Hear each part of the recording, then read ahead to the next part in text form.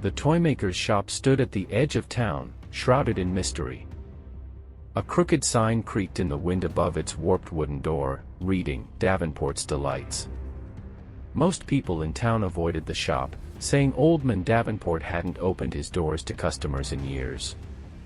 Yet, somehow, the shop always seemed full of new dolls in the window, eerily lifelike, with expressions so vivid they seemed to be frozen mid-sentence. I hadn't thought much of it until 2 weeks ago, when my best friend, Claire, disappeared without a trace. It started like any other day. Claire and I had gone for coffee at our usual spot downtown. She was her usual vibrant self, laughing and chatting about an upcoming photography project she was excited about. That night, though, she didn't come home. Her phone was off, and none of her family or friends had heard from her. The police investigated but found nothing. A week passed, then 2. That was when I saw it. While walking past Davenport's shop, I froze in my tracks. A new doll sat in the window, a woman with auburn curls, green eyes, and a dimpled smile. It was Claire. I stood outside the shop for what felt like hours, staring at the doll. Her hair was styled just like Claire's on the day she vanished, and the freckles on her cheeks were in the exact same pattern. My stomach churned. It couldn't be a coincidence. Summoning my courage, I pushed the door open. A small bell jingled, and the smell of varnish and old wood filled my nostrils. The shop was dimly lit, with rows of shelves lined with dolls of all sizes. Some sat on swings, others on rocking chairs. Their eyes, painted or glass, seemed to follow me as I stepped inside. "Hello," I called out. My voice echoed eerily. "No answer." I approached the counter, where a display of miniature tea sets sat beside an array of doll limbs, porcelain arms, legs, and torsos. Each piece was painted with painstaking detail, veins and creases almost too real. Looking for something special, I jumped. Behind me stood Davenport, a wiry man with a hunched back and pale, almost translucent skin. His face was gaunt, his eyes piercing yet clouded, as if he hadn't slept in decades. I saw the doll in the window," I stammered. The new one," he said, his voice soft yet cold. "She's quite special, isn't she?" I nodded, struggling to find the words. "It looks a lot like someone I know." His lips curled into a thin smile. "Dolls have a way of capturing the essence of a person. Where do you get your inspiration?" I asked, trying to keep my voice steady. Davenport's eyes narrowed. "Life itself." That night, I couldn't sleep. Images of Claire's doll haunted me. Her lifeless expression, so unlike the real Claire, made my skin crawl. I couldn't shake the feeling that Davenport knew more than he was letting on. The next morning, I decided to go back. The shop was closed, but I wasn't leaving without answers. I crept around the back, finding a window slightly ajar. Hoisting myself up, I slipped inside. The smell was worse this time, pungent and metallic. My flashlight beam illuminated the workshop, wooden benches covered in tools, jars of paint, and rows of partially assembled dolls. A cabinet in the corner caught my eye. I opened it and nearly dropped the flashlight. Inside were jars, dozens of them, filled with hair, fingernails, and even what looked like pieces of skin. My stomach heaved, but I forced myself to look closer. Each jar was labeled with a name.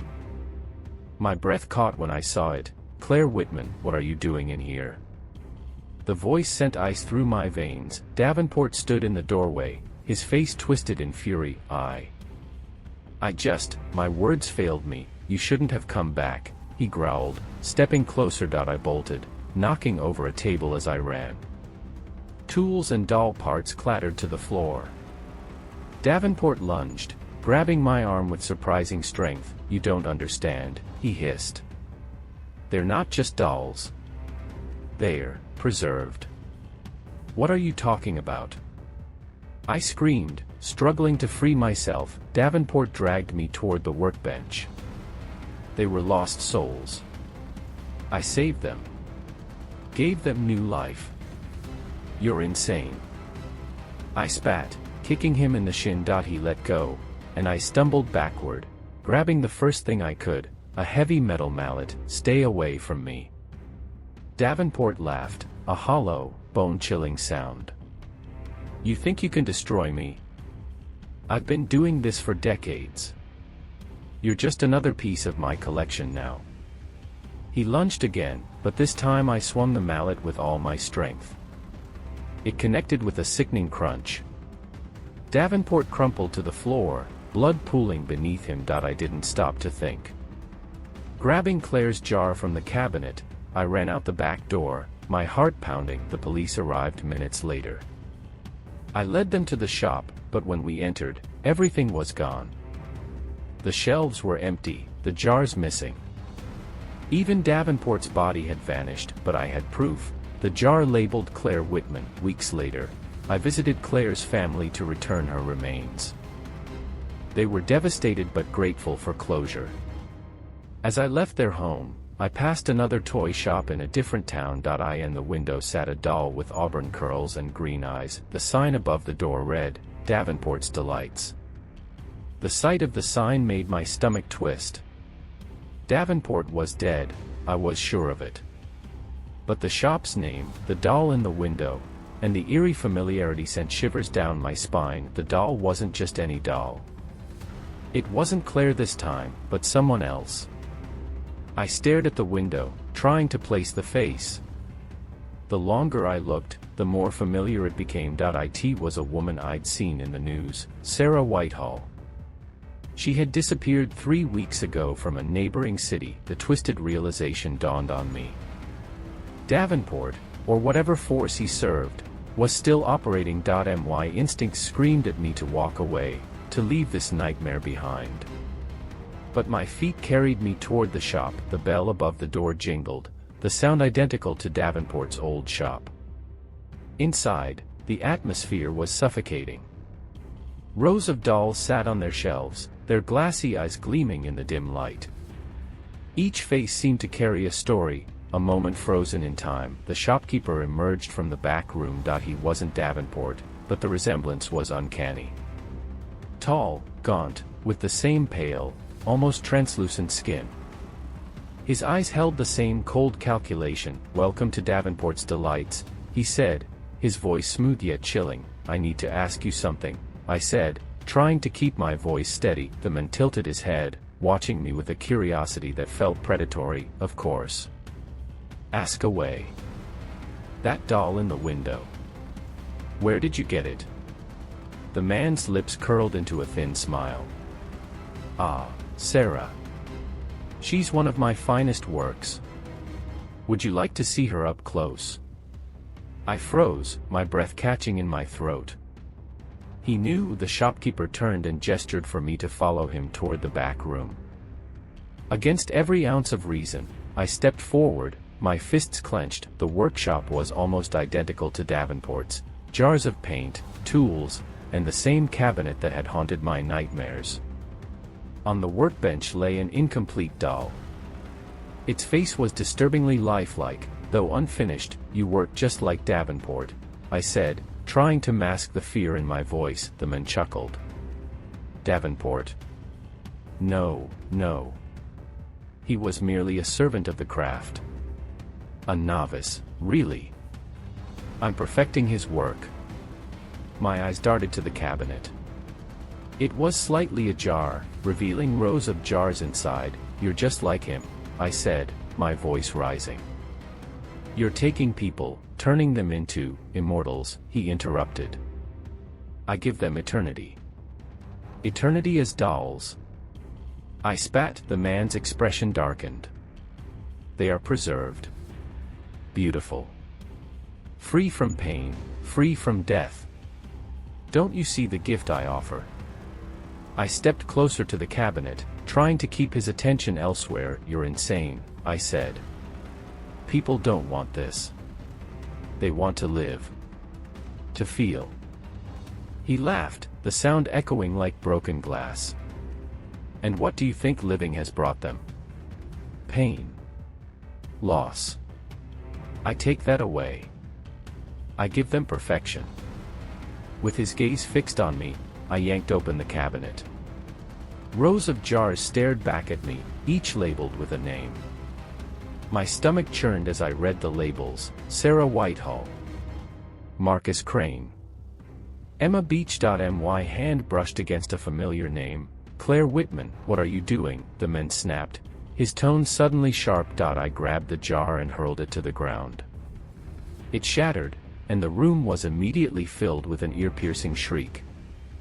A mist rose from the broken glass, swirling and coalescing into a shadowy figure. "No!" the shopkeeper roared, lunging toward me. I dodged him and smashed another jar.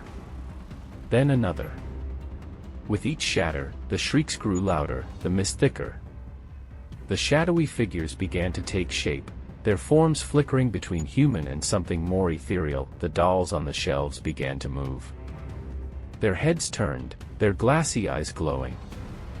They stepped off their perches, moving unnaturally, like puppets on invisible strings. "You don't understand what you've done," the shopkeeper yelled, his voice filled with panic. "I'm ending this," I shouted, grabbing a lantern from the workbench and smashing it to the ground. Flames erupted, spreading quickly across the wooden floor. The shadowy figures converged on the shopkeeper. He screamed, his voice twisting into something inhuman as the fire consumed him. I stumbled out of the shop, coughing and gasping for air as flames licked at the night sky. The dolls inside screamed as their bodies burned, their voices echoing into the darkness. When the fire finally died, all that remained was a smoldering heap of ash. I thought it was over. But as I turned to leave, something caught my eye. Among the ashes stood a single doll, its porcelain face cracked but intact. Its eyes glowed faintly, watching me as I walked away. That night, I couldn't sleep. I dreamed of dolls with lifelike faces, of shadowy figures whispering my name. When I woke, there was a package on my doorstep. Inside was a doll. It had my face. The sight of the doll with my face froze me in place. Every detail was eerily accurate: the curve of my jaw, the scar above my eyebrow, the exact shade of my hair. Its lifeless eyes stared back at me, and for a moment, I could have sworn they blinked. My hands trembled as I reached for the doll, but I stopped myself. I grabbed the box instead, rushing inside and slamming the door shut behind me. What was this? A warning? A curse? I couldn't shake the feeling that destroying the doll would somehow seal my fate. Every fiber of my being screamed at me to get rid of it, to throw it into the fire. But something held me back. The doll sat silently on my kitchen table, an unspoken challenge. Hours passed. I paced the room, stealing glances at the doll, half expecting it to move. The house felt colder, darker, the air oppressive. My phone buzzed, startling me. It was a text from an unknown number. "Do you see now?" My stomach churned. I texted back, my fingers trembling, "Who is this?" The response came almost immediately. "I gave you a gift. Accept it, or you'll regret it." The lights in the house flickered, and then went out completely. My breath caught as I fumbled for a flashlight. A soft rustling sound came from the living room. "No," I whispered, clutching the flashlight tightly. When I turned the beam toward the sound, the doll was no longer on the kitchen table. It was sitting on the living room couch, its head tilted slightly, as if watching me. I stumbled back, nearly dropping the flashlight. "This isn't real," I said to myself, my voice trembling. "It's just my mind playing tricks on me." But the doll moved. Its tiny porcelain hand twitched, then its head jerked unnaturally to the side. My instincts took over. I grabbed the doll and hurled it across the room. It hit the wall with a sickening crack but didn't shatter. Instead, it began to laugh, a high, piercing sound that sent chills down my spine. The laughter grew louder, filling the house, echoing off the walls. I bolted for the door, but it wouldn't budge. The locks twisted and turned on their own, trapping me inside. The doll stood up. It didn't walk, it glided toward me, its cracked face grinning wider than before. "You can't run," it whispered, its voice distorted. echoing with the tones of the shopkeeper and Davenport. I stumbled backward, grabbing the nearest object, a heavy vase, and swung it at the doll. This time, the porcelain shattered, pieces scattering across the floor. For a brief moment, there was silence. I collapsed to my knees, gasping for air, staring at the broken remains of the doll. But my relief was short-lived. The shards began to move, sliding across the floor, reforming.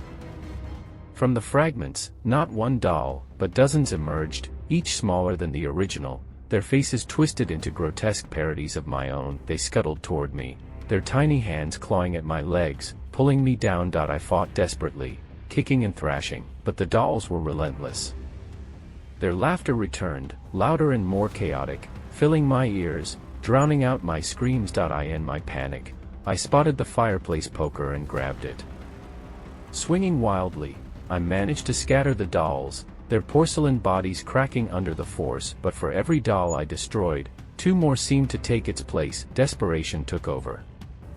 I grabbed the remaining lantern oil from the cabinet and doused the room in it, the acrid smell filling my nostrils. With a shaking hand, I lit a match and threw it to the ground.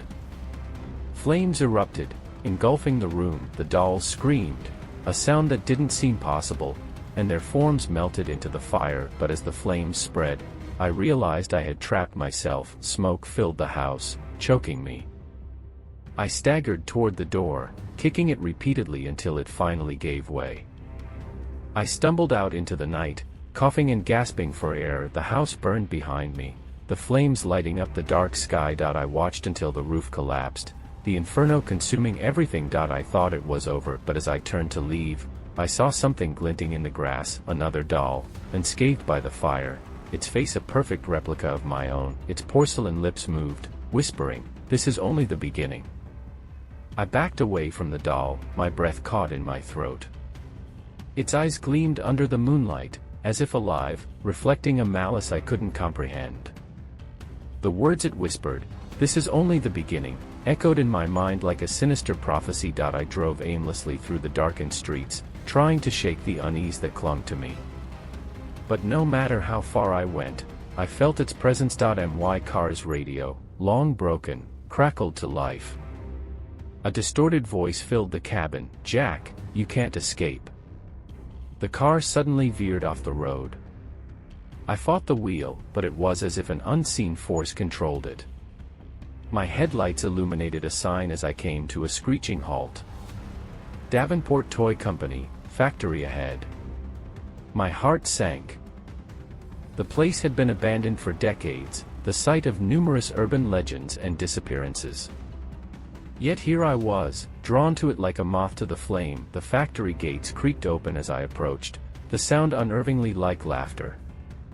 The air inside was cold, damp, and carried the faint scent of varnish and decay. Rows of half-finished dolls lined the shelves, their blank faces turned toward me.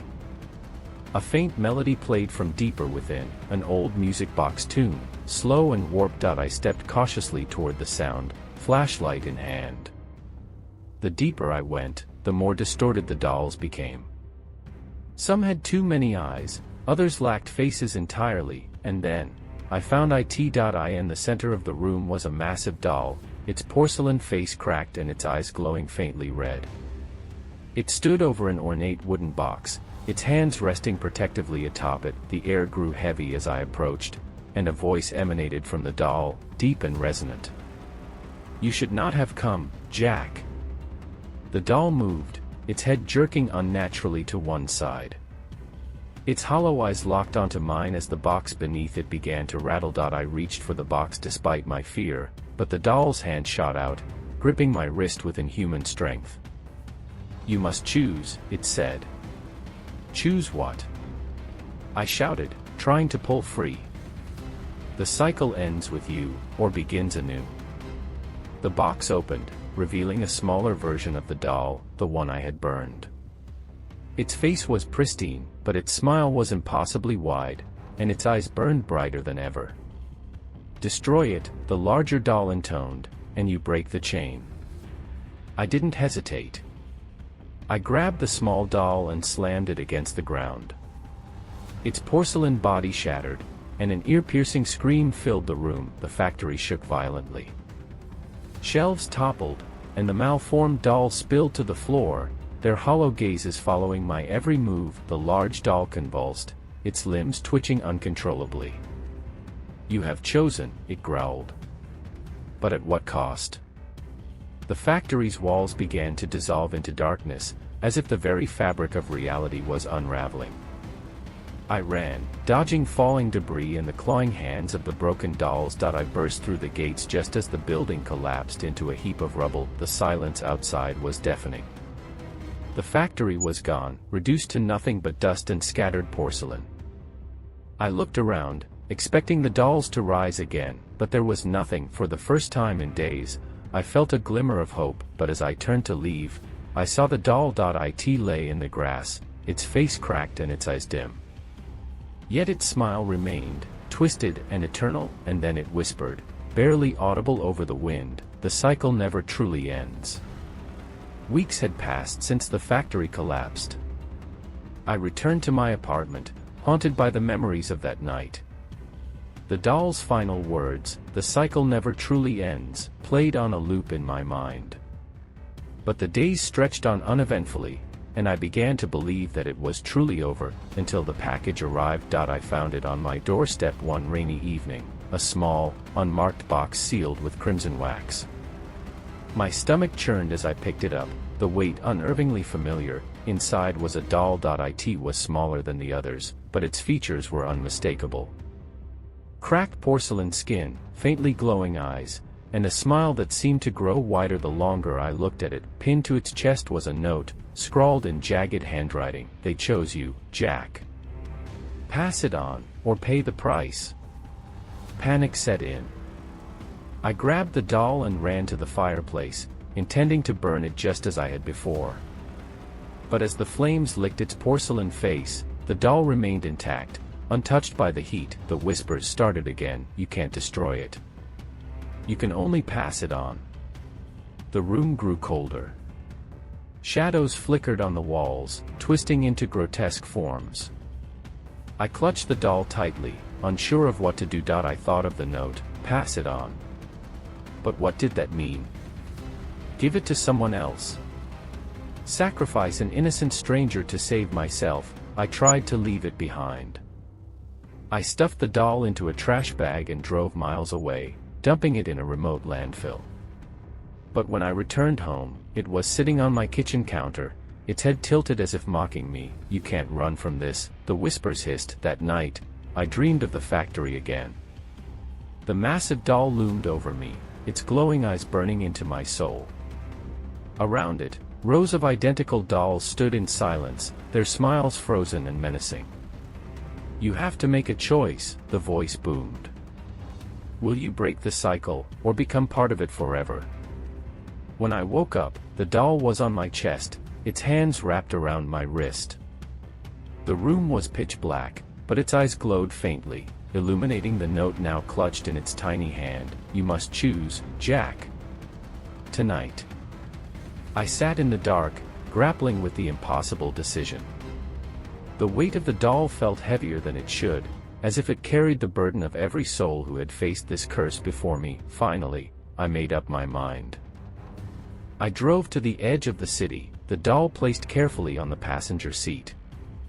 The streets were empty, and the rain fell in heavy sheets, blurring the headlights of passing cars. At a secluded park, I spotted a lone figure sitting on a bench.